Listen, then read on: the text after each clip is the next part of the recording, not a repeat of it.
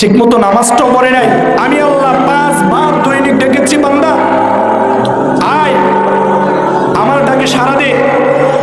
কারণ বান্দা আমি তো তোকে দুনিয়াতে যা কিছু বানাইলাম সব কিছু বান্দা তোমার জন্য বানাইলাম, তোমাকে আমার জন্য বানিয়েছিলাম। বান্দা আয়, আমি আল্লাহকে একটা সিজদা দে না।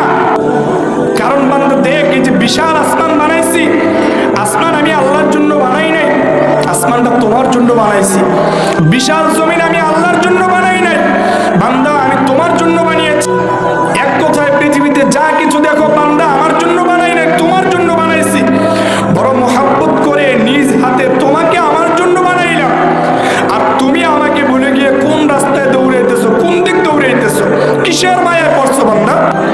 এই যে তোমার সুন্দর বাড়ি, মা বাপ, স্ত্রী, পুত্র, এগুলো দেখতেছো তুমি, এরা কেউ তোমার কাজে আসবে। আমি আল্লাহ যদি তোমাকে ক্ষমা না করি, আল্লাহ যদি তোমার সহায় না হয়, এই পৃথিবীতে যাদের জন্য তুমি ঘুষ খাইলা, সুদ খাইলা, যাদের জন্য তুমি নামাজ পড়ার সময় পাও নাই, ডিউটি করতে হবে 12 ঘন্টা 14 ঘন্টা, এর জন্য ফজর নামাজ পড়তে ওঠো নাই, বান্দা ছেলের জন্য করেছো, ছেলে তো ওই দিন তোমার পরিচয় দিবে না। স্ত্রীর জন্য করেছো, স্ত্রীও তো পরিচয় দিবে না তোমার। তাহলে কার জন্য করলা? এরা কি তোমার আপন? সাময়িক সময়ের জন্য আপন।